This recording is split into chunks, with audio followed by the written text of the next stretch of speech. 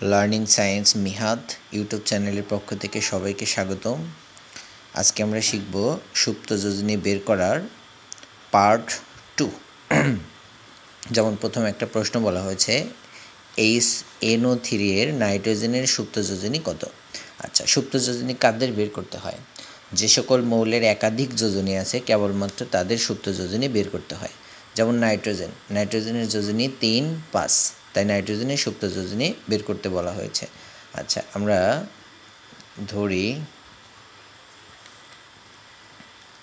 নাইট্রোজেনের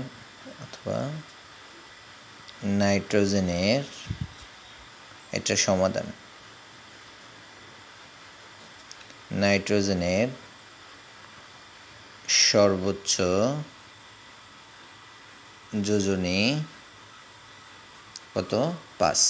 কারণ নাইট্রোজেনের যোজনী হলো 3 আর 5, তার মধ্যে সবচেয়ে বড় কোনটা? 5। এই জন্য নাইট্রোজেনের সর্বোচ্চ যোজনী 5। আর নাইট্রোজেনের সক্রিয় যোজনী আমরা কত একটু চেক করে নিই।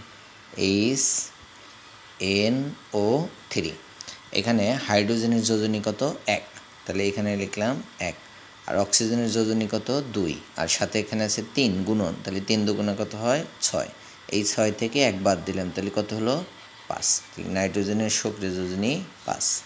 সুতরাং নাইট্রোজেনের সুপ্ত যোজনী আমরা পার্ট 1-এ দিয়েছিলাম। সুপ্ত যোজনী কীভাবে বের করতে হয়? সর্বোচ্চ যোজনী থেকে সক্রিয় যোজনী বাদ দিতে হয়। বাদ দিয়ে আমরা কত পাইলাম? 0। এটা হলো সুপ্ত যোজনী। আমরা যদি আরও কিছু যৌগ দেখি, যেমন H2CO3 এর কার্বনের সুপ্ত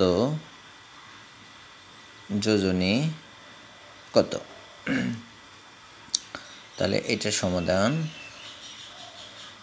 কার্বনের যোজনী কত? 2 আর 4। তাহলে কার্বনের সর্বোচ্চ যোজনী 4 আর কার্বনের সক্রিয় যোজনী আমরা যদি একটু হিসাব করি, যে H2CO3 হাইড্রোজেনের যোজনী কত? 1, তাহলে এখানে তার সাথে গুণন আছে 2, 2 হকে 2। অক্সিজেনের যোজনী কত?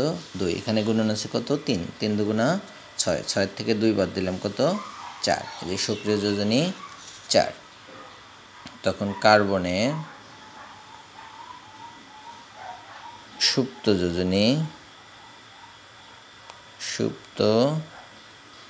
যোজনী আমরা 4 থেকে 4 বাদ দিয়ে দিলাম, বাদ দিলে কত হয়? 0। এটা অ্যান্সার। এভাবে সক্রিয় যোজনী বের করতে হয়। আমরা যদি আরও 2-একটা উদাহরণ দেখতে চাই, তাহলে লিখতে পারি H3PO4 এর ফসফরাসের সুপ্ত যোজনী কত? আচ্ছা, এটার সমাধান। এই যে ফসফরাস, এই ফসফরাসের যোজনী হলো 3 আর 5, তার মধ্যে সর্বোচ্চ যোজনী কত? 5। আমরা লিখতে পারি ফসফরাসের সর্বোচ্চ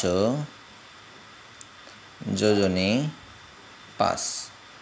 ফসফরাসের সক্রিয় যোজনী, আচ্ছা, ফসফরাস H3PO4 হাইড্রোজেনের যোজনী কত? 1, তাহলে এখানে গুণন আছে 3, 3 হকে 3। অক্সিজেনের যোজনী কত? 2, এখানে গুণন আছে 4, 4 দুগুণা 8, 8 থেকে 3 বাদ দিলাম কত হয়? 5। তাহলে ফসফরাসের সক্রিয় যোজনী 5। অতএব ফসফরাসের সুপ্ত যোজনী 5 - 5 = 0। একটা জিনিস বলে রাখি, বেশিরভাগ ক্ষেত্রে সুপ্ত যোজনী শূন্য হবে। তবে 2-একটা ব্যতিক্রম আছে। যেমন আরেকটা যৌগ যদি চিন্তা করি, H2SO7 এটাকে বলে ধূময়মান সালফিউরিক অ্যাসিড বা পাইরোসালফিউরিক অ্যাসিড। এর সালফার এর সুপ্ত যোজনী কত?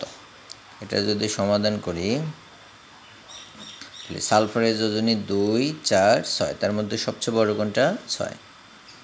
সালফারের সর্বোচ্চ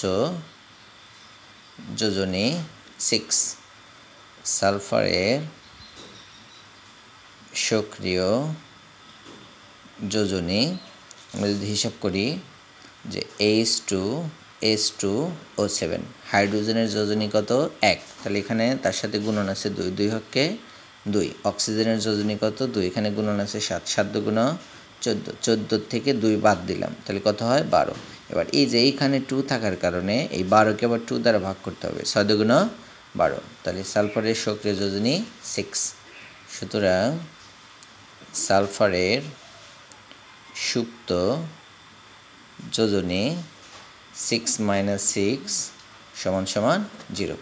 এভাবে অসংখ্য যৌগের সুপ্ত যোজনী বের করা যায়। সবগুলো মৌলের সুপ্ত যোজনী একইভাবে বের করতে হয়, একইভাবে বের করা যাবে।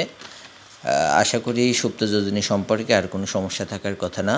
পরবর্তী নতুন নতুন ভিডিও পেতে লার্নিং সায়েন্স মিহাদ ইউটিউব চ্যানেলে সবাইকে সাবস্ক্রাইব করুন, পাশে থাকুন, নতুন নতুন ভিডিও পাবেন ইনশাল্লাহ।